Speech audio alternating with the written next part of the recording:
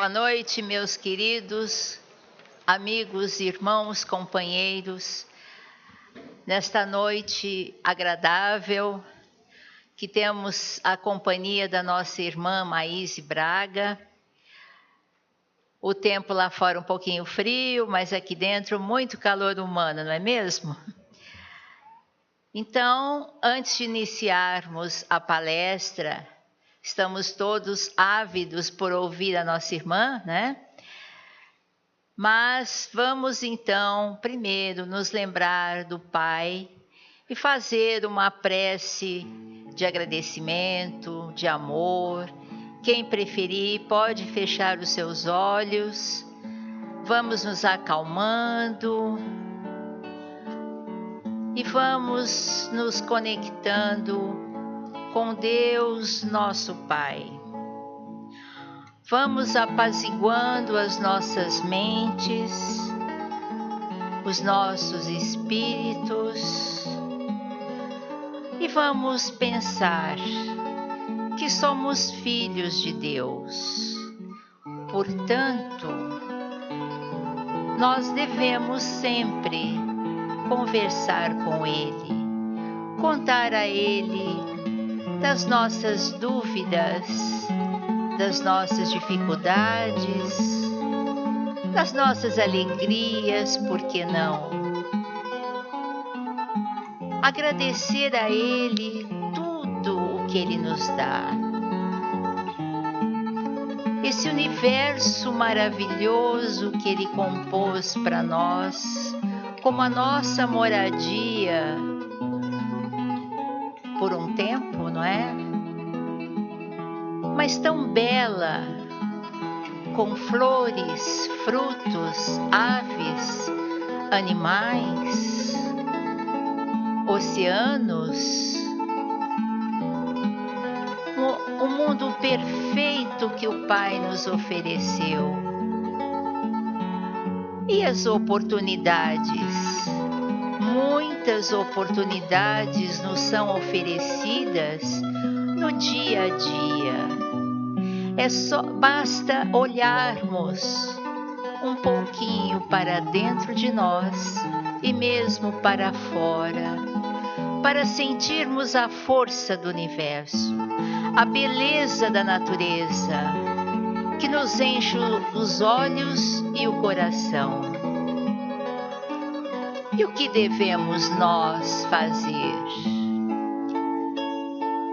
Devemos abrir os nossos corações, modificar os nossos pensamentos, sempre pensando no bem. Pois somos centelhas divinas, nós somos os filhos de Deus e, como tal, nós temos que nos diversificar no amor, multiplicar a caridade, a paciência, a tolerância, porque assim nós estaremos semeando um mundo de paz, de harmonia. Vamos agradecer ao Pai por todas essas benesses que nos são mostradas, nos são dadas diariamente.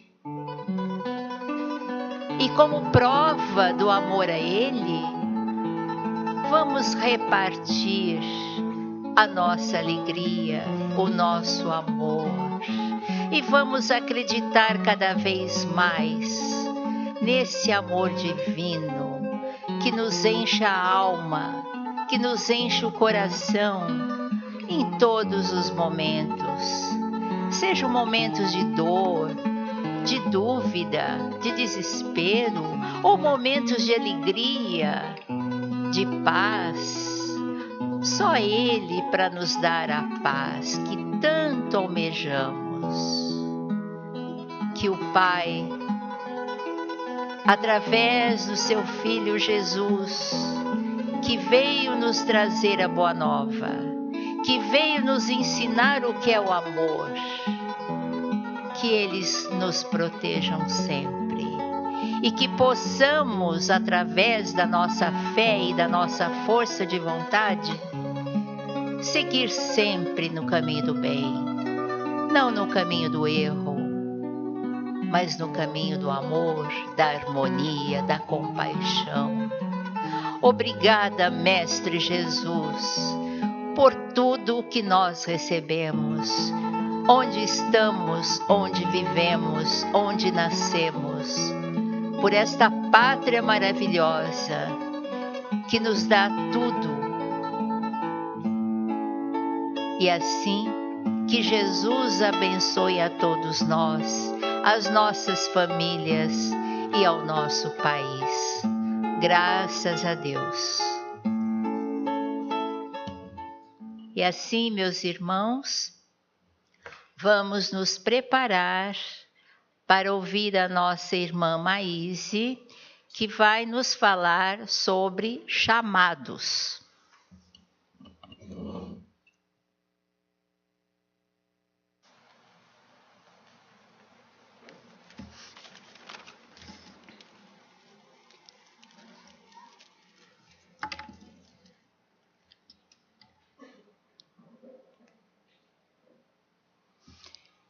Meninos, na noite de hoje, após essa oração que nos preparou em nosso ambiente para estarmos aqui, e estão conosco os nossos protetores, os nossos mentores espirituais, os enfermeiros que trabalham nessa casa, individual e coletivamente, somos sempre, durante as palestras nessa casa realizadas, amparados no melhor.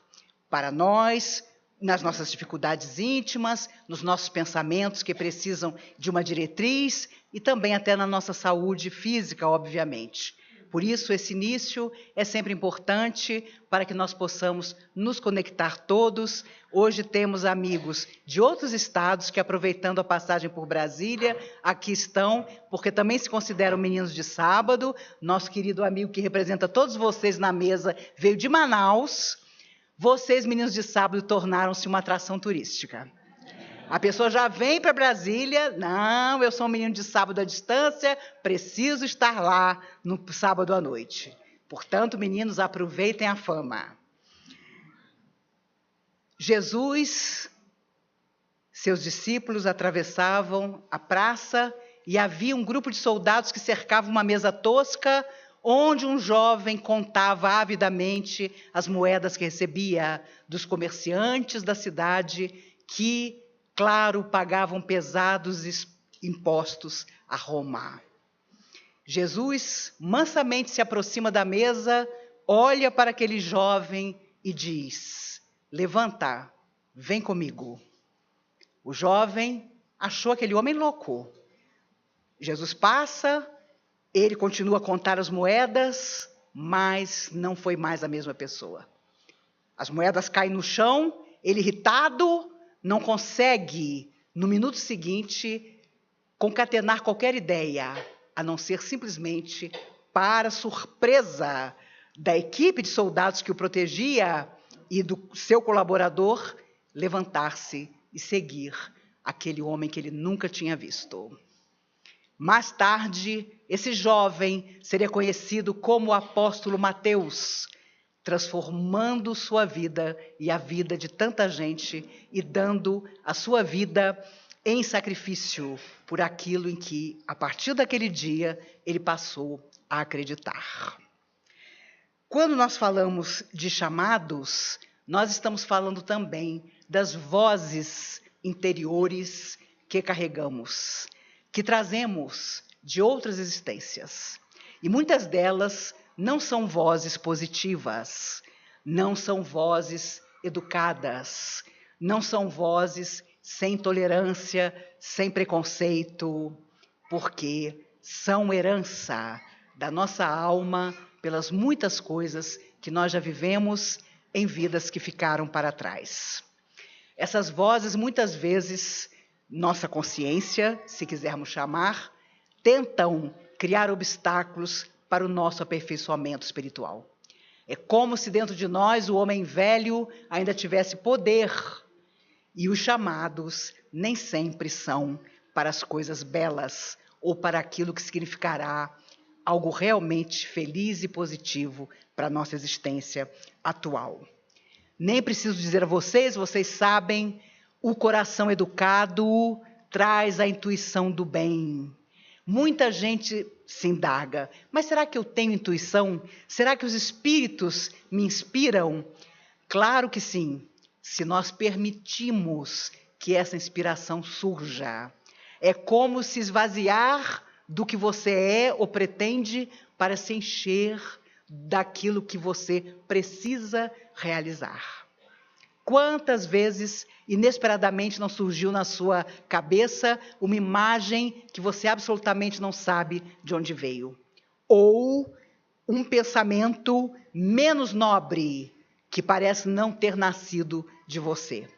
É óbvio que os espíritos, tanto os bons amigos, como aqueles que ainda estão num processo difícil, tentam nos influenciar. Porque nós temos algo que as almas que sofrem ambicionam, que é um corpo de carne, que muitas vezes elas não têm mais condição de ter. Vocês sabem que para voltar à Terra é preciso planejar e principalmente prometer.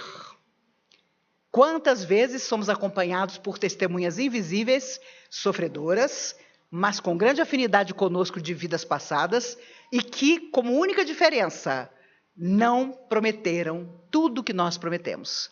Então, adquirimos um corpo de carne, a possibilidade de voltar à Terra, de recomeçar, porque prometemos muito, muito mais do que aqueles que ficaram do outro lado e que não tiveram coragem ou condições, muitas vezes até de encontrar um pai e uma mãe. E do jeito que o mundo vai, está cada vez mais difícil, porque em muitos países do mundo só diminui a possibilidade do processo reencarnatório através de nascimentos. Há países onde os idosos são em grande maioria, porque as pessoas simplesmente não querem mais ter filho. É um direito, nós temos livre-arbítrio, mas para aquele que está do outro lado da vida, fica complicado. Porque como é que ele vai voltar? Quando os amigos nos falam de perturbações, nos lembram sempre que há as hipnoses mentais, que muitas vezes nos assediam, são aqueles pensamentos frequentes que, por mais que possamos nos distrair, volta e meia retornam à nossa cabeça.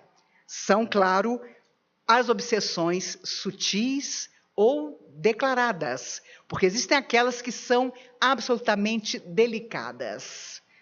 Quando você tem vontade de, numa frase, dizer uma coisa rude, mas da maneira mais suave possível. Entretanto, sabendo que você vai destruir com a sua palavra a esperança de alguém. Eu não tenho obsessão, porque eu sou uma pessoa educadíssima, fina. Eu estou sempre calmo. Mas existem processos obsessivos graves de almas que sabem da nossa intolerância a sermos observados ou apontados. Então, elas sutilmente nos dão ideias que parecem tão suaves, mas, na verdade, provocam problemas sérios. Por isso, muita gente, às vezes, pede o seu conselho e você, para dar um conselho realmente positivo, deve não fazer nenhum juízo sobre a pessoa que está lhe pedindo conselho, não fazer nenhum juízo sobre a situação que ela vive, mas simplesmente dar a sua opinião. Porque, por muito termos feito isso em vidas anteriores, hoje trazemos dificuldades de relacionamento graves. Sabe o momento em que você sabe que há uma perturbação espiritual querendo criar dificuldade para você?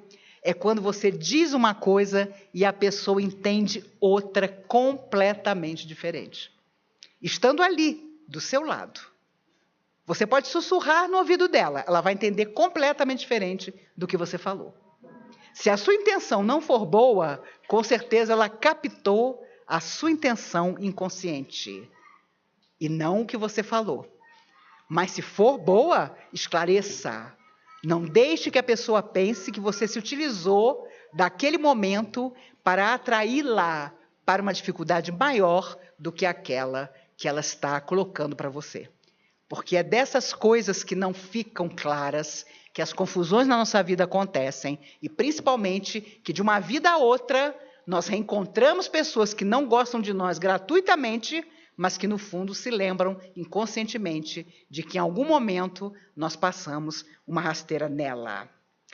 Afinidade e repulsa, sabemos, não estão relacionadas só com os reencontros do passado, mas também com aquilo que a pessoa intui que receberá de nós. Quantas vezes temos palavras boas, embora o sentimento não seja bom, e é óbvio que, dependendo da sensibilidade do outro, ele se deixa envolver primeiro pela sensação, para depois racionalizar as coisas aparentemente boas que nós estamos dizendo para ele. Quantas pessoas conversei que não me disseram: ah, ele dizia que me amava, mas uma coisa me dizia que não era verdade. Não precisa procurar. Essa coisa que dizia, em geral, é a emoção, o sentimento, a energia, a sintonia em que a pessoa mente com os lábios cheios de coisas boas. Mas você, alguma coisa dentro de você, sabe que tem alguma coisa errada. Isso é tão sério, as coisas que não ficam assim claras, ou que a pessoa oculta, que muitas vezes, na orientação da casa, há muitos anos atrás, quando eu era orientadora, a pessoa sentava, contava uma história, e era interessante perceber que os espíritos desenhavam mentalmente um ponto de interrogação em cima da cabeça da pessoa. Quando eu via aquele ponto de interrogação, eu dizia: tem alguma coisa errada. E até hoje acontece isso. Acontece da pessoa contar uma história e eu estou vendo o ponto de interrogação em cima da cabeça dela, então tem alguma coisa que ela não contou, ou que ela contou do jeito dela. Na orientação era interessante porque a pessoa sentava, pegava uma ficha e conversava com você. E ela começava contando o que tinha trazido ela aqui. Ora, geralmente eram conflitos, quase sempre, conflitos familiares, conflitos sentimentais, mas a pessoa que vem, ela se considera sempre a vítima. O outro, seja ele quem for, é o perseguidor. Então, a história que ela contava na frente da gente, não só de mim, de outros orientadores, era sempre uma história de eu sou um príncipe incompreendido, ou uma princesa. Mas pode ter certeza, do lado aparecia muitas vezes uma alma sofredora, mas acompanhante daquela pessoa, que depois de ouvir a pessoa contar a história toda, o espírito virava para mim e dizia assim: agora eu vou te contar o que é de verdade. E o espírito começava a contar de forma crua o que realmente se passava. Geralmente dava para você juntar um pedaço do encarnado, um pedaço do desencarnado, e você chegava perto do que realmente era a história verdadeira. Porque nós sempre afirmamos, quando errados, que não foi culpa nossa. Isso é da nossa alma, é do nosso espírito. Ah, mas eu não podia imaginar. Eu nunca pensei. Só que os invisíveis, claro, que nos conhecem de muitas formas, leem, não precisam nem ler o nosso pensamento. Eles sabem. Por isso, Jesus afirmou categórico: o Pai vê o que fazes em segredo. Não era só a coisa da matéria, era também o nosso sentimento, o nosso pensamento. Por isso, as máscaras sociais funcionam, mas muitas vezes até determinado ponto. Há uma hora em que o desequilíbrio da pessoa é tamanho que ela se expõe de uma forma ou de outra. E aí as pessoas dizem: mas como que fulano fez isso? Como ele pôde chegar a esse ponto? Com certeza ele conseguiu, através dos chamados ao longo da vida, aparentemente responder da forma mais serena possível, mas trazendo em si desequilíbrios difíceis de serem solucionados. Quando, obviamente, Jesus disse: muitos chamados, poucos escolhidos. E Emmanuel dizia através do Chico que todos nós éramos chamados, mas aquele que se escolhesse para o bem, então poderia se considerar o escolhido de que Jesus falava. Porque chamados a uma nova vida, cada alma que mergulha na carne, em qualquer parte, foi chamado. Mas decidir-se realmente pelo bem já não é para todo mundo. E se buscamos a espiritualidade, uma vida mais espiritual, não a religião, mas uma vida de espiritualidade, estamos no caminho daquilo que, com certeza, todos nós prometemos antes da nossa vinda. Por isso, as pessoas que trabalham com numerologia, os holísticos, dizem que quando você vai dar nome a alguém, você precisa ter cuidado e carinho para nomear a pessoa. Porque o nome pelo qual ela será chamada naquela existência já traz uma energia. E é claro, tem nomes absurdos, né? Tem muita gente que se homenageia e homenageia a esposa, juntando metade do nome do marido e metade do nome da esposa. Saem coisas absolutamente terríveis. E a pessoa tem que carregar aquilo. Embora hoje já exista a possibilidade de ir ao cartório e trocar.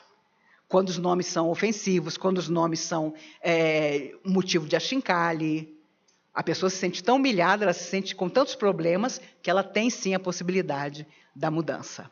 Então, quando você vai nomear alguém, você está dando a ela a forma como energeticamente ela vai ser chamada. E isso é muito sério. Eu me chamo Maíse, com YSE. Eu tenho que explicar, toda vez que a pessoa vai colocar o meu nome, que não é IZE. Então, eu já começo desde pequena dizendo, é Maíse com YSE. Hoje eu já banco a engraçada. Eu já digo logo, olha, meu filho, quem tem mais de 60 anos, ou tem K, ou W, ou Y no nome. Porque eram nomes em que sempre aparecia. Minha mãe se chama Valquíria, ela tem W, K e Y no nome dela. E a mãe dela se chamava Ruth. Então, não tem nada a ver com a mãe. Mas o interessante é você perceber que as pessoas, quando eu era pequena, a Maísa, cantora extraordinária, falecida há mais de 40 anos num acidente na ponte Rio-Niterói, ela era uma cantora conhecidíssima, ela era super respeitada, ela tinha uma carreira, a música que ela cantava era uma música, né, top para a época. E eu tive que passar minha infância dizendo no colégio, em toda parte, ah, é Maísa, a cantora? E eu dizia, não, é Maíse com YSE. Era o meu mantra. E, é claro, as pessoas romantizavam. Ah, seus pais te deram esse nome por causa da Maísa, cantora. E, é claro, né? Mais tarde, muito depois, a Maísa, cantora, morreu, lutou contra o alcoolismo a vida inteira e passou por muitas situações difíceis. Não foi uma vida fácil, mas tinha um talento incrível. E eu tinha que contar, então, à pessoa, quando fiquei mais velha, que, na verdade, meu pai vinha do quartel, ainda jovem, pelo caminho para o Rio de Janeiro, para a casa dele no Rio, e havia dois prédios que Oscar Niemeyer tinha construído. Os primeiros prédios de Oscar Niemeyer no Rio de Janeiro. Um chamava-se Maíse e o outro Eliane. E tinha uma pontezinha que ligava os dois. Meu pai, sonhador, pensou, se eu um dia tiver duas filhas, uma vai chamar Maíse e a outra Eliane. Não deu outra. Né? Eu sou a mais velha, Maíse, e minha irmã, que nasceu 1 ano e 3 meses depois de mim, Eliane. Óbvio. Né? Óbvio até demais. Tirou o romantismo do pessoal que imaginava que meu pai e minha mãe curtiam uma fossa e por isso tinham me dado o nome parecido com o da cantora Maísa. O sério é que os espíritos amigos gostam de nos lembrar que quem de nós já não viveu a experiência de estar sozinho em casa e escutar alguém chamar o nome? Tenho certeza que muitos de vocês. De repente, você acha que alguém está te chamando. Você escutou claramente o seu nome. E, claro, no espiritismo, isso é campo fértil para as histórias. Quando eu cheguei aqui, em 1973, no iniciozinho de 73, a gente escutava a pessoa dizer assim, olha, quando chamarem seu nome, você não responde. E eu ficava imaginando, meu Deus, o que será que vai acontecer? Mas, hoje, eu faço questão que os espíritos, quando puderem, me chamem pelo nome, de preferência, e não por outros nomes que as almas sofredoras muitas vezes nos chamam. Simplesmente porque se sentem incomodadas conosco. Acontece muito comigo, tenho certeza que com vocês, se vocês fizerem experiência, vai acontecer também.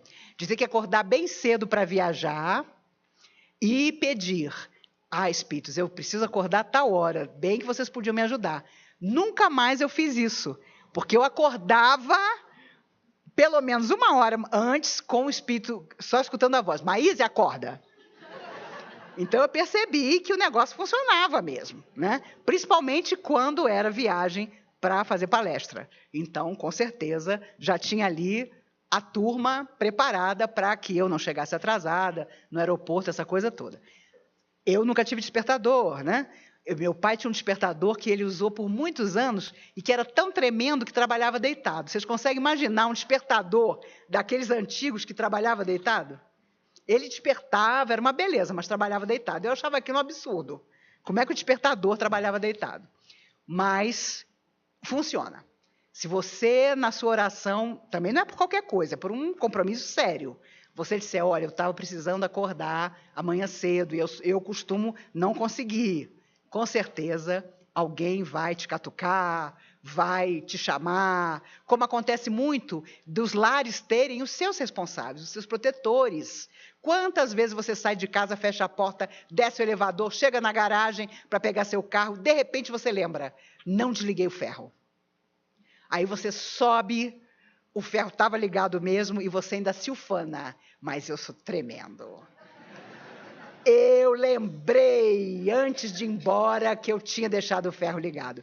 E o espírito ali do seu lado, com a língua para fora, que acompanhou você o tempo todo para dizer: olha, o ferro está ligado. Não é?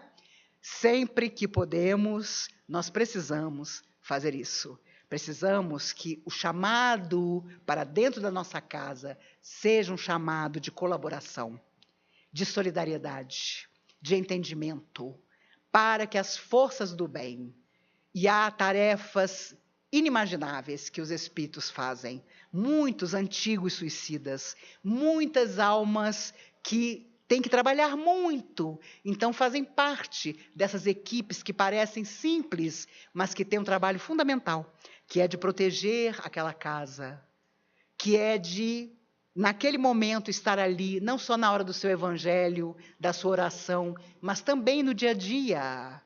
São espíritos que frequentemente nos abençoam, nos acompanham, e nós precisamos crer nisso, estarmos sintonizados, mas para chamá-los para junto de nós, precisamos de uma atitude minimamente positiva. Fulano é tão desequilibrado, na casa dele deve morar um monte de espírito sofredor. Nem sempre.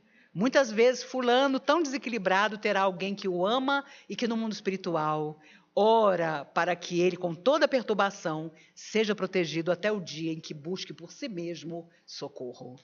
E a sua casa é abençoada também. Os espíritos gostam de lembrar que quando uma família ora, todos os vizinhos são beneficiados.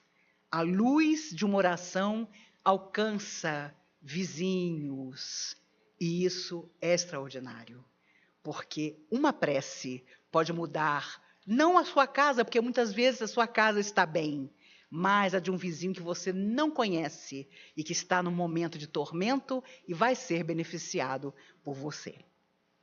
Nem preciso dizer a vocês que no dia que isso for uma verdade para todo mundo, as taxas de condomínio serão diferenciadas.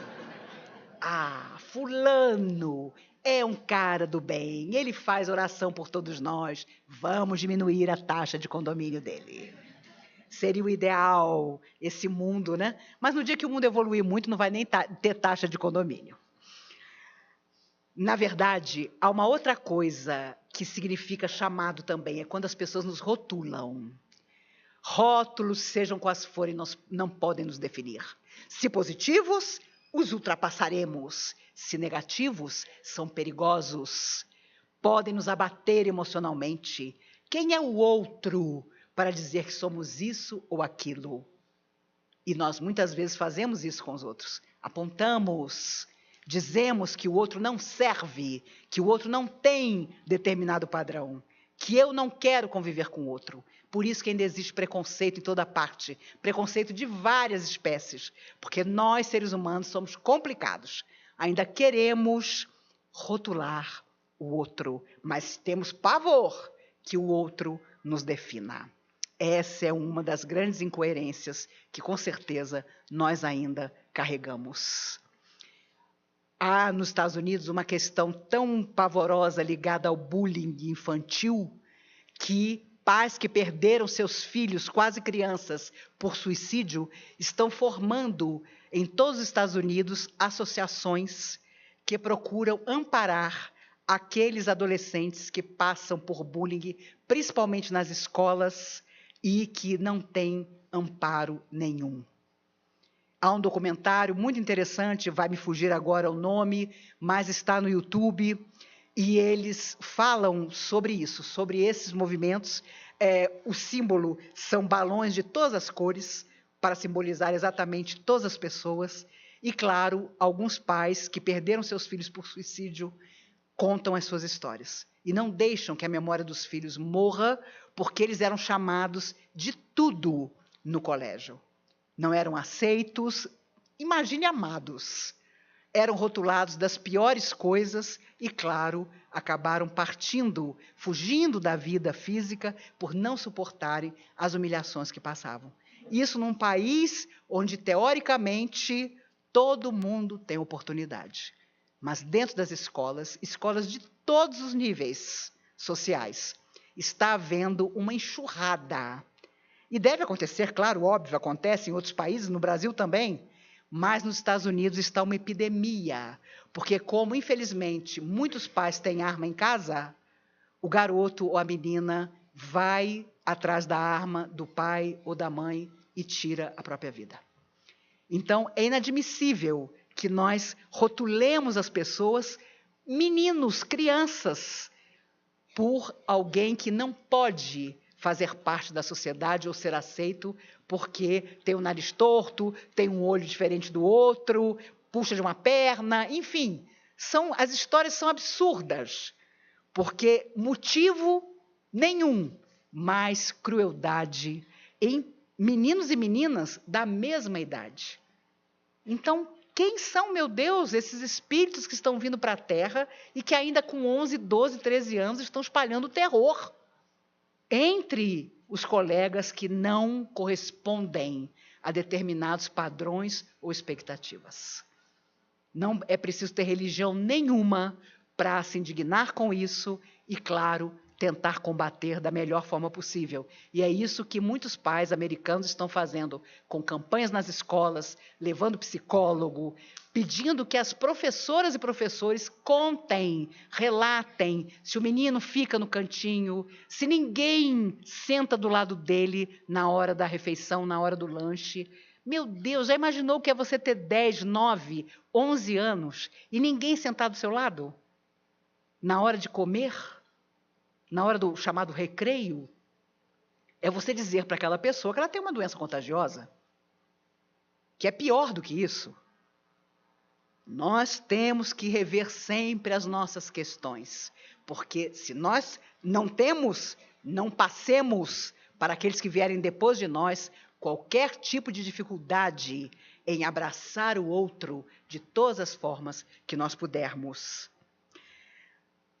Há muita gente, claro, que se afirma espírita, ou até católico, ou não sei, evangélicos, mas que vai a cartomante, que vai a quem coloca runa.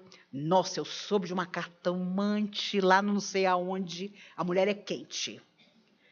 E aí, claro, todo mundo, geralmente mulheres, faz aquela cara de você acredita nisso? Mas morta de vontade de saber o endereço.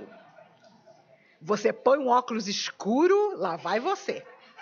Você chega e já, não, nem sei por que eu estou aqui. Né? Então, é uma opção de cada um. Há pessoas que querem saber do futuro, esquecidas de que o futuro é o que nós estamos fazendo no presente e que vai se refletir no que virá depois. Mas, no Livro dos Espíritos, Kardec pergunta aos espíritos, em 1857, já tinha essa questão, se pactos, se talismãs tinham poder. E os espíritos, claro, lembram que o compromisso das mentalizações, positivas ou negativas, na verdade, podiam simbolizar pacto, que o pacto não existia, que um talismã não podia ter poder algum, embora tenha gente que não saia sem aquela figuinha, sem aquele santinho, não vou fazer prova, tenho que ir com o cordãozinho do fulano de tal, crenças as mais diversas. Mas os espíritos lembram que o pacto nada mais é do que quando nós intimamente chamamos para junto de nós aquele que é o nosso interesse, seja o positivo ou o negativo.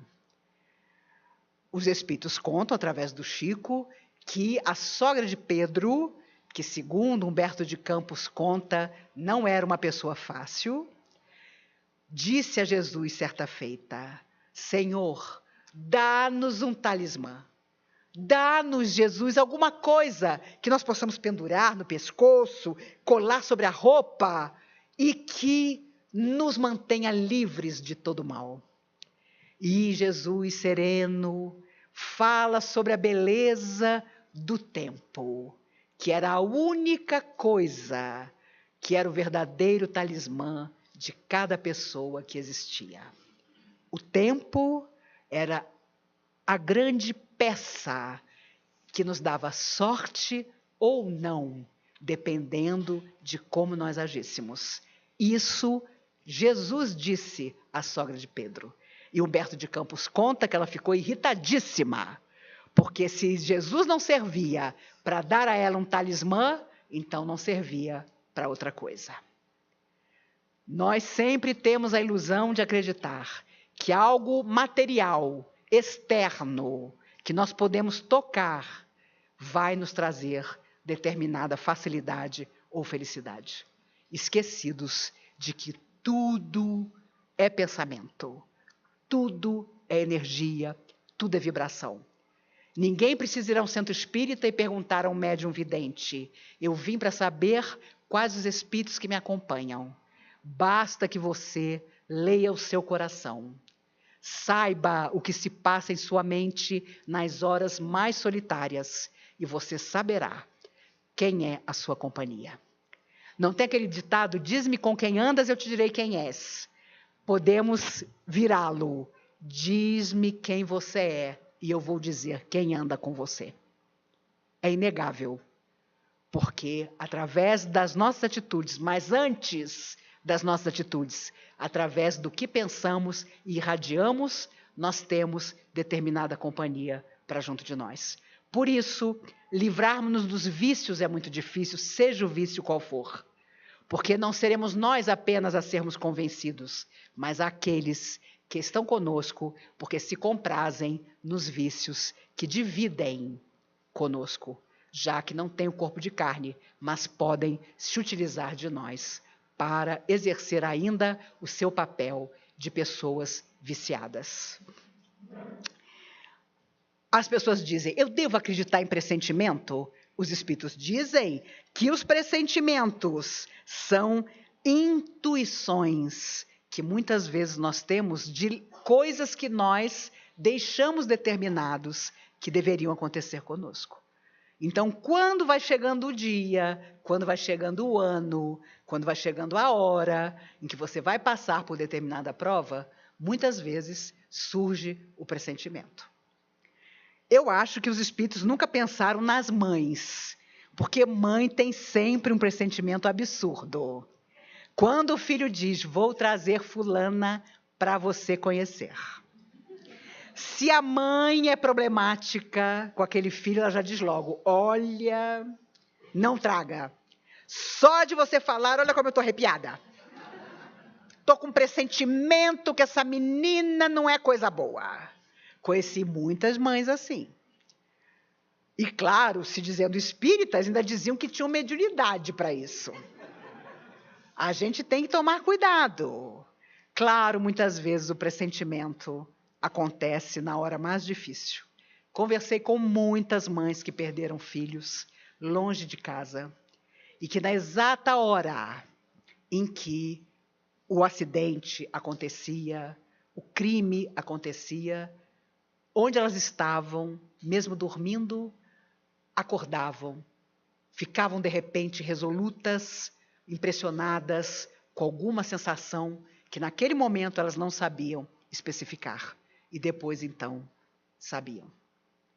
Há muitos anos atrás, conversei com uma menina de sábado e ela tinha perdido o filho num acidente. E ela contou que foi a primeira vez dessa forma trágica que ela descobriu que a polícia rodoviária tinha mesmo postos nas estradas brasileiras, porque o filho mal havia saído para viajar e 40 minutos depois o policial estava na porta dela para contar que ele tinha morrido. E ela nunca se esqueceu disso, porque como ele tinha saído, ela por um momento não teve ideia de que aquela campainha já era o policial para contar que ele tinha sido socorrido na estrada, mas não tinham conseguido que ele sobrevivesse. Uma vez conversando com a mãe de Luiz Sérgio, e esse espírito incrível que já escreveu tantos livros através da psicografia de médiuns, sempre falando da sua história, e hoje ele continua escrevendo. Eu conheço o médium que o recebe, e os últimos livros, Game Over, por exemplo, é muito bom, porque Luiz Sérgio, claro, depois de mais de 40 anos desencarnado, amadureceu no mundo espiritual e hoje nos fala de coisas ainda mais sérias, como bullying, como transgêneros, porque os espíritos não deixam de viver as situações da Terra. Eles vêm para falar-nos sobre isso também. E Luiz Sérgio sempre teve essa coisa com o jovem.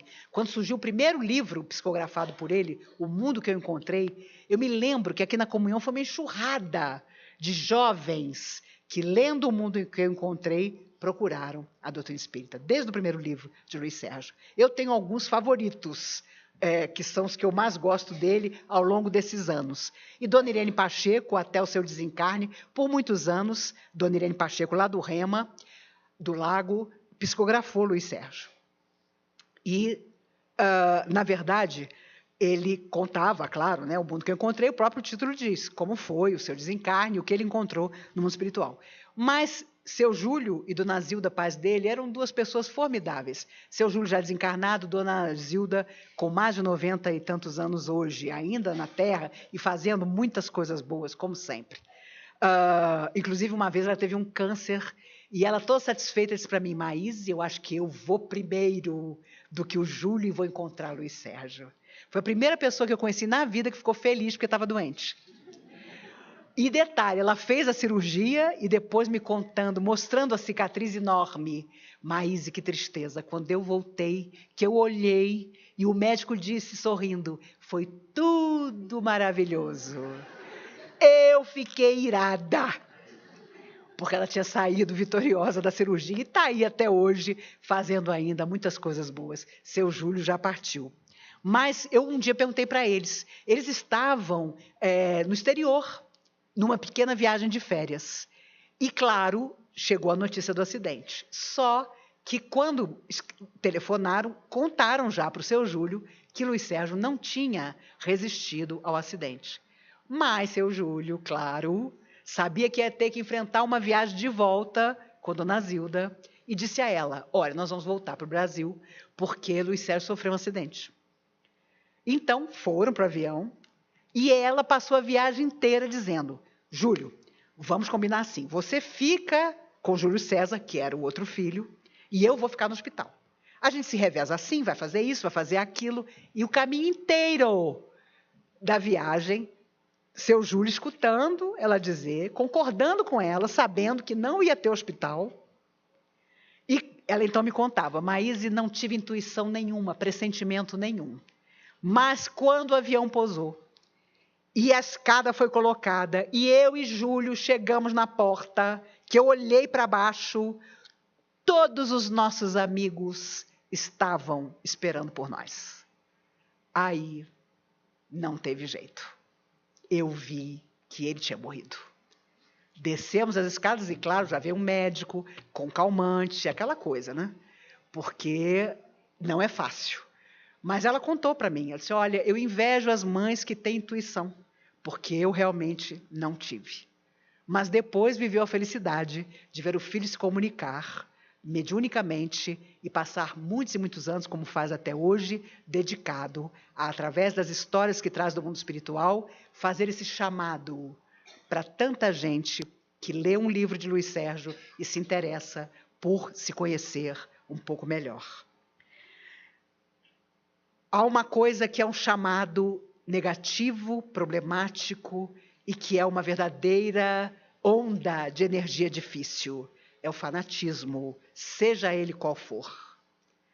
Se você observar documentários sobre a Segunda Grande Guerra, Adolf Hitler e seus generais, seus ministros, tinham qualquer coisa menos carisma. Entretanto, massas humanas ficavam hipnotizadas pelos discursos que eles faziam. Não só pelo fanatismo de considerarem que a então Alemanha era superior a todos os outros países, mas pela mágoa de uma primeira guerra que os havia penalizado ao final e que os deixara com profunda dose de ódio por todos os outros países da Europa. Ali houve uma hipnose tão imensa que provavelmente, se Deus quiser, não se repetirá. Os biógrafos de Hitler contam que após cada discurso ele desmaiava, era levado para uma cama e ficava horas desacordado, por motivo óbvio.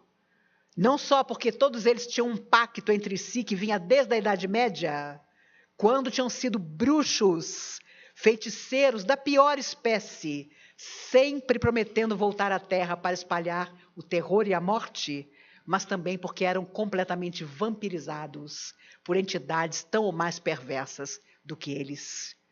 E o fanatismo, seja ele qual for, nos faz ficar cegos quanto à opinião do outro, quanto ao motivo do outro, e é um dos chamados mais difíceis que a nossa alma pode enfrentar. Felizes de nós se hoje nós não nos fanatizamos por nada, a não ser por fazer o bem. Já é um grande passo para nós. Assistindo depoimentos de pessoas amigas, há muitos documentários sobre essas coisas no YouTube. Vocês devem imaginar, a Maís está com tanto medo do coronavírus que ela está em casa o tempo todo assistindo documentário. Mas eu amo história, desde muito pequena, adorava. Então, assisti um documentário muito interessante sobre sobreviventes da FEB, que lutaram na Segunda Grande Guerra. E um grupo deles foi à Itália, em 2014, para homenagear, no cemitério de Pistoia, aqueles brasileiros que lá ficaram enterrados. Pouco mais de 25 mil soldados brasileiros foram mandados para a Segunda Guerra em 1944, quando finalmente Getúlio Vargas não pôde mais protelar e tinha uma simpatia enorme pelo eixo, por Mussolini, por Hitler, mas não teve jeito. Os navios brasileiros começaram a ser torpedeados e o povo foi para a rua e exigiu que o Brasil declarasse guerra à Alemanha, e assim foi. Dos 25 mil brasileiros, menos de 500, quase 500, morreram nas últimas batalhas na Itália. Monte Castelo foi a mais sangrenta delas, porque, como o próprio nome diz, era um monte, lá em cima estavam os alemães, em casamatas, e por 3 vezes os brasileiros tentaram chegar lá em cima e eram, obviamente, mortos. Mas os italianos, nesta visita, inclusive junto estava o João Barroso, aquele compositor, aquele cantor, né? Ele é filho de militar e ele adora essa história da Segunda Guerra, ele foi também. E quando ele chegou lá, ele gravou tudo, filmou tudo, fez um documentário e contaram a ele, os italianos contaram a ele, uma coisa que eu não sabia, que eu juro a vocês, me deixou assim com uma esperança enorme sobre os nossos dias de hoje, nós povo, nós Brasil. Eles contaram que os ingleses queimavam e enterravam toda a comida que sobrava deles. Vocês conseguem imaginar uma coisa dessa? Não foram os brasileiros que inventaram isso, não. Os italianos lá, homenageando os brasileiros, junto com eles, contaram essa história. Os americanos pegavam o que sobrava e diziam: isso aqui é a nossa caridade para vocês. O povo faminto. A Itália era parceira de Hitler. O povo num sofrimento absurdo. E aí eles contam que os brasileiros deixaram uma lembrança que nunca vai se apagar. Porque eles não só dividiam o rancho deles, rancho é comida para os militares, como primeiro as crianças e as grávidas dividiam tudo, de não sobrar um arroz, um feijão diariamente. Então deixaram naquele povo uma lembrança incrível, porque os brasileiros eram os únicos que faziam isso. E quando eu vi aquilo, eu pensei, gente, é por isso que todos nós, os europeus de ontem, os loucos da Revolução Francesa, hoje estamos aqui. Somos os brasileiros de hoje, que dizemos de 5 em 5 minutos, por que eu nasci nesse país? Meu Deus, por que eu não sou suíça? Por que eu não sou dinamarquesa, canadense? Juro a vocês, aqui entre nós, quando eu vejo aquele Pierre Trudeau, aquele primeiro-ministro do Canadá, eu tenho um sonho secreto. Eu ainda vou fazer uma palestra no Canadá, juro por Deus, para chegar para ele, não sei como que eu vou encontrá-lo, e dizer: meu caro primeiro-ministro, eu preciso de uma cidadania canadense. Porque lá no Brasil eu sofro uma perseguição religiosa, quanto mais. Eu invento qualquer negócio. Só para ter 5 minutos de olho no olho com aquele homem. Então, quem sabe um chamado, não é? Quem sabe eu esteja lá na frente dele e diga: o senhor não quer conhecer um pouquinho sobre a doutrina espírita? E por aí nós vamos. Mas a verdade é que eu tive, 75 anos depois da guerra terminar, um tremendo orgulho de quem, como povo, nós somos. Porque, olha, era uma miséria absoluta. Quando nós chegamos lá, os americanos debochavam da gente, que era uma loucura. Um general americano disse a um coronel da FAB: haviam 26 aviões sob a responsabilidade dos brasileiros. O senhor sabe que por mim nenhum brasileiro estaria aqui. Eu não acredito em vocês como soldados. Passam-se as semanas, começam as batalhas, e ele vem, pelo menos ele foi humilde, de novo ao grupo de brasileiros que lá estava, enorme, na lama, e pergunta ao coronel e aos mecânicos dos aviões: como é que vocês conseguem ter todos os dias 24 dos 26 aviões pelos quais vocês brasileiros são responsáveis, prontos para decolar? E um mecânico super humilde, hoje com 96 anos, um dos últimos sobreviventes, conta que respondeu para ele: ah, general, é que aqui todo mundo se ajuda. Meu Deus! É que aqui todo mundo se ajuda. Brasileiros se ajudando. Por isso, meus amigos, que dessa encarnação nós saímos correndo dos lugares onde nós aprontamos tanto e viemos nos esconder aqui. Podem ter certeza disso. Viemos. Cansamos das bobagens que espalhamos. Agora é o Brasil. E por isso os espíritos dizem que no mundo espiritual, um número imenso de almas que voltarão para o 3º milênio estão pedindo, se tem merecimento, olhem só que coisa, para reencarnar no Brasil.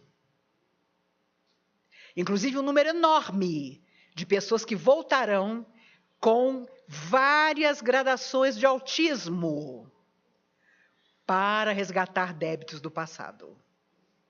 Os espíritos dizem que no futuro o Brasil será o país que abrigará o maior número de autistas do mundo. Então, vocês veem que nós temos muito a fazer, muito a estudar, para que a criança sem educação absoluta não seja considerada autista. Outro dia eu disse à minha filha, Mariana, eu ando numa impaciência, eu estou velha mesmo. Porque eu tenho visto crianças fazerem verdadeiros escândalos nas praças de alimentação. Eu fico horrorizada com os gritos das crianças desobedecendo às mães. E a minha filha, muito mais sábia do que eu, disse, mãe, não rotule as crianças de sem educação. Muitas são autistas. Eu achei aquilo de uma sabedoria. Agora, quando eu vejo a criança dar um ataque, eu fico serena na minha emoção. Eu penso, oh, Jesus, abençoa essa família. Que ela possa conduzir esse garotinho autista nos caminhos do bem e da renovação. Embora o menino autista por quem eu estava orando dissesse para a mãe aos gritos, me bate, quero ver se você me bate. Olha, foi difícil, porque a Maís idosa teve vontade de chegar para a mãezinha, tão jovem, o menino devia ter 6 anos no máximo, e dizer, se você não bater, minha filha, deixa comigo. Juro para vocês, mas agora façam como eu. Ouçam o chamado da sabedoria. Os filhos da gente, às vezes, pela própria experiência terna com que foram recebidos na terra, têm um olhar mais generoso. E é por isso que, graças a Deus, o futuro é deles e já não é mais nosso. Só numa outra encarnação. Veja, às vezes, pelo olho do seu filho, da sua filha, do seu neto, a beleza de entender que o outro, muitas vezes, não pode ser responsabilizado pelas suas atitudes, porque talvez tenha mesmo grandes dificuldades. Provavelmente é isso. Amigos, quando nós não temos nada a perder, apelamos para o bem ou para o mal. Que a nossa escolha seja para o bem. Porque só existe um chamado acima de todos os outros, aquele que Jesus fez para todos nós, o chamado do amor. Um dia, na terra, tereis tribulações, mas tende bom ânimo. Eu venci o mundo. Até que sejamos almas perfeitas, a terra, com todas as suas lutas tremendas, ainda será por muito tempo a nossa escola. Enquanto estamos aqui, façamos o nosso melhor.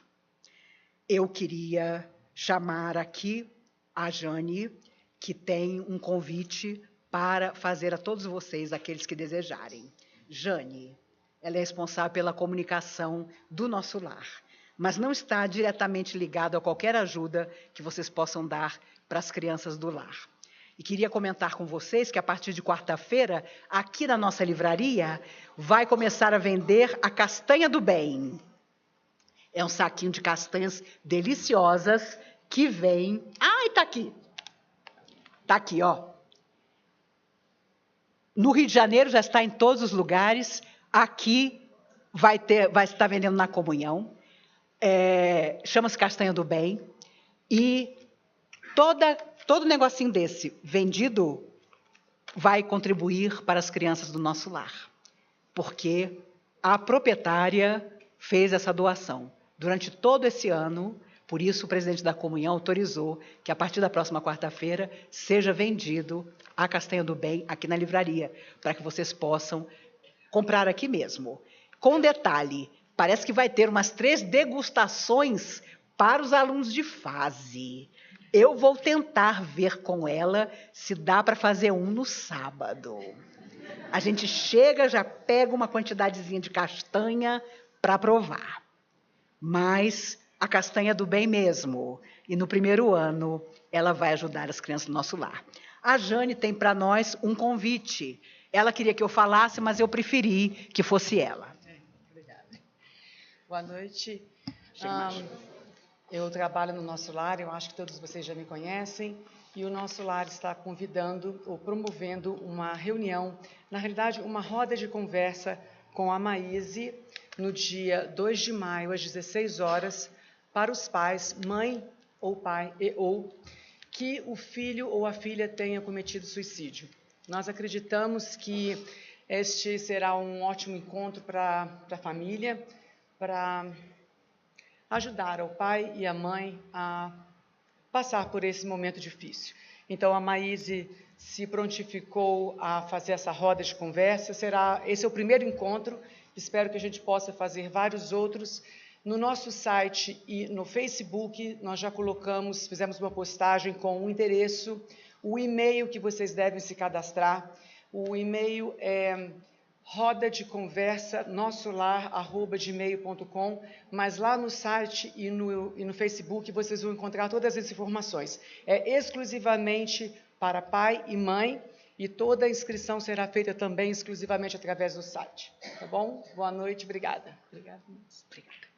Amigos, nós estávamos pensando, grupo de amigos que somos, minha irmã Patrícia, que dirige o Nosso Lar, em fazer algo para atender a pessoas que não viriam, por exemplo, na comunhão, mas que atravessam esse período difícil de terem perdido seus filhos através do suicídio. É preciso fazer muito, porque a sociedade ainda ignora o imenso número de pessoas que estão saindo da vida física por essa porta tão enganosa. Por isso, o convite, dia 2 de maio, é um domingo, 4 horas da tarde, lá no Nosso Lar, não é? É lá no lar. Vocês vão ter a oportunidade, inclusive, de conhecer o Nosso Lar. Haverá outros encontros, mas o primeiro é esse, em 2 de maio, em que nós vamos receber essas pessoas. Se você souber de alguém que tenha passado por isso e que queira conversar, fale, para que a pessoa possa se inscrever. Nós voltamos a palavra à querida Cristina, agradecendo a todos vocês por mais um encontro, e apenas faltou dizer uma coisa. Durante 45 dias, portanto, vai pegar o nosso encontro no primeiro sábado de abril. Este salão estará em obras. E, graças a Deus, por respeito à minha idade, não vai acontecer como aconteceu uma vez, quando o salão ficou em obras. E sabe onde é que eu fiz palestra? Em pé, no balcão. Eu em pé e o povo embaixo. Ali, naquela entrada, onde hoje estão aqueles livros em exposição. Mas, graças a Deus, isso não será necessário. Só que, na próxima palestra, dos próximos sábados e no nosso encontro em abril, eu com vocês, haverá menos 160 assentos no nosso salão. Então, se você quiser, assista pela internet. Se você quiser vir, não precisa chegar aqui meio-dia. Mas vocês, mais moços, principalmente os rapazes, fiquem em pé. Vai ter que ficar em pé, porque as cadeiras brancas aqui não vão existir e alguns bancos também vão ser retirados. Mas acredito que seja só até o nosso próximo encontro, no primeiro sábado de abril. É para que tudo fique ainda melhor para nós. Então, essa obra precisa acontecer. Os banheiros serão todos reformados também, porque a verdade é que a comunhão é uma casa enorme, que atende gente à beça, né? E natural que nós façamos tudo isso e apoiamos a diretoria, o presidente que está fazendo isso.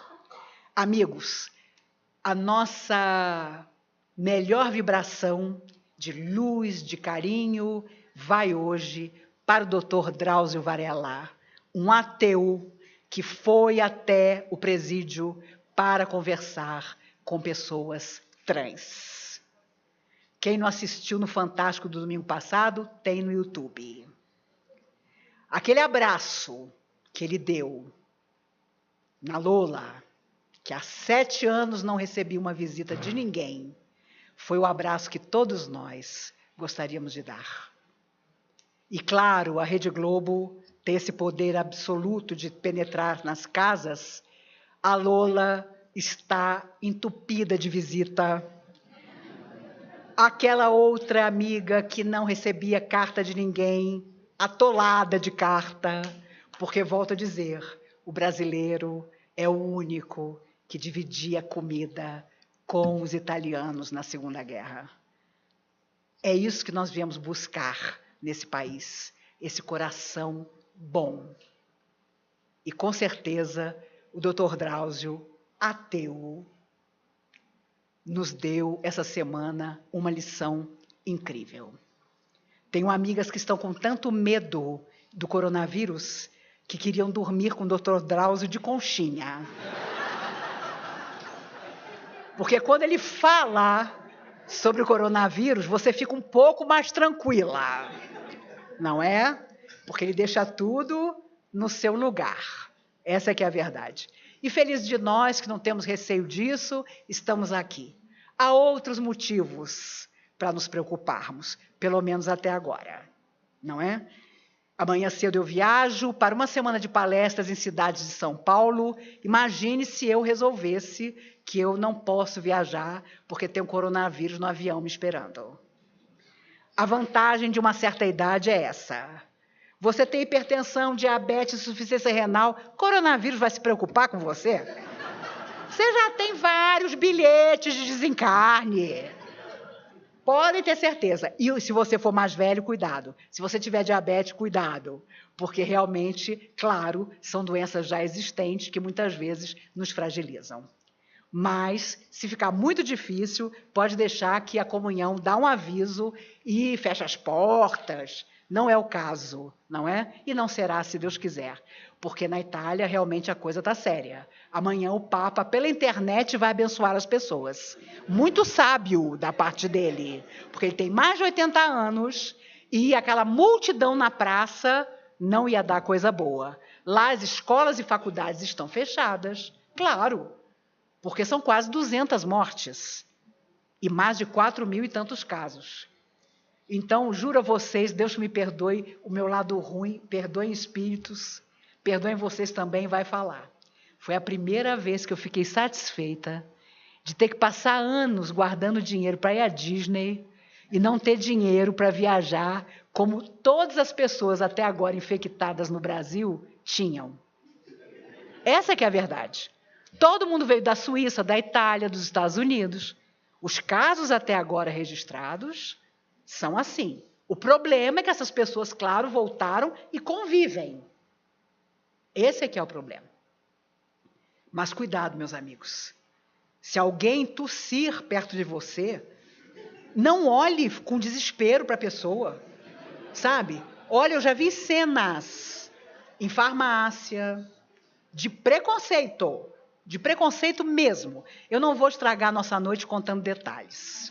Mas a verdade é que as pessoas... Hoje eu estava na farmácia comprando remédio, entra um rapaz e diz, eu quero álcool gel.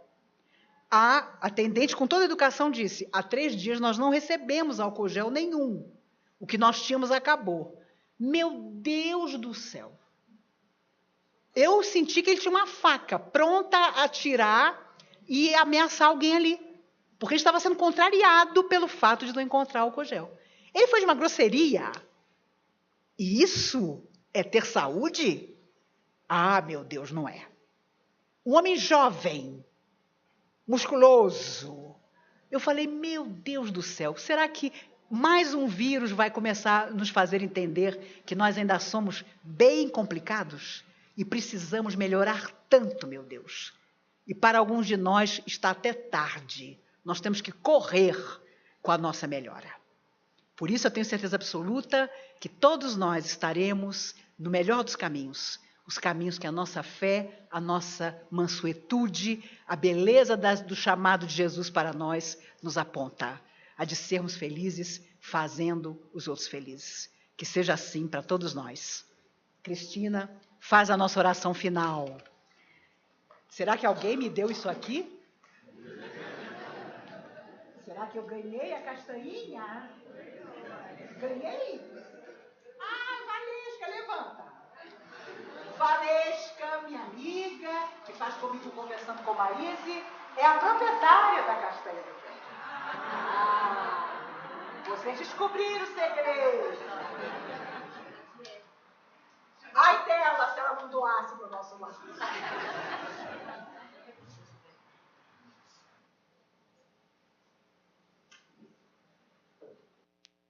A Cristina me lembrou uma coisa.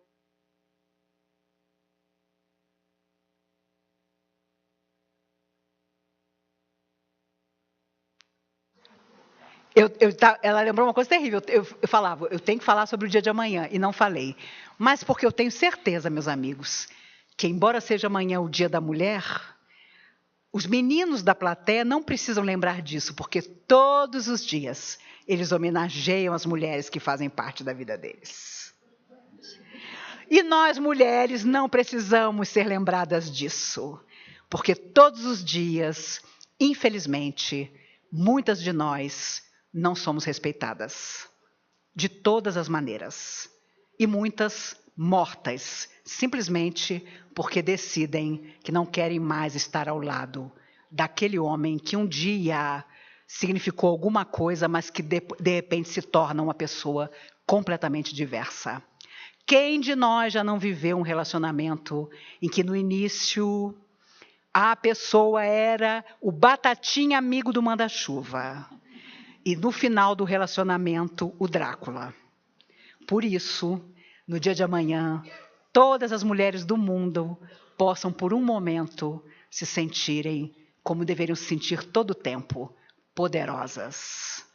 E os homens, tenho certeza, já estão bolando aqui nesse momento o café da manhã magnífico que vão levar ou para sua mãe, ou para sua companheira, ou para suas filhas, ou para sua cachorrinha. Mas que vocês possam amanhã homenagear alguém do sexo feminino. E homens, fiquem tranquilos, reencarnação existe.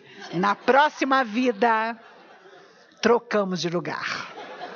Vocês virão como mulheres. E eu tenho certeza que vocês estão contando os anos para isso. Porque nada ensina mais numa encarnação do que ser mulher. Pode ter certeza disso. No dia que você passar pelos constrangimentos, pelas piadas, pelos desrespeitos que muitas e muitas e muitas mulheres passam ou já passaram, vocês vão entender. Por isso que amanhã as palavras dos homens para as mulheres sejam palavras de carinho. E que aquelas que puderem possam mudar suas vidas. Porque nada vale estar ao lado de alguém que não respeita você. Nada. Cristina vai fazer oração para nós, os irmãos do passe, para aqueles que desejarem, estão nos aguardando. Agradecemos, então, a presença e a palestra da nossa irmã Maíse. E só temos a agradecer a Deus, nosso Pai, a Jesus, o nosso Mestre de todas as horas, que nos abençoe e que possamos sair desse salão levando as melhores vibrações de paz, de harmonia para os nossos parentes, para os nossos amigos, como ela bem disse, para os nossos vizinhos, que sejamos luzes, trazendo alegria, paz e harmonia a todas as pessoas. E que amanhã realmente a Mãe Maria traga a todas as mulheres do mundo muita paz, muita saúde e muito amor. Porque as mulheres são o exemplo, ou devem ser o exemplo do amor e da união familiar. Muito obrigada, boa noite e permaneçam aqueles que vão receber o passe. Obrigada.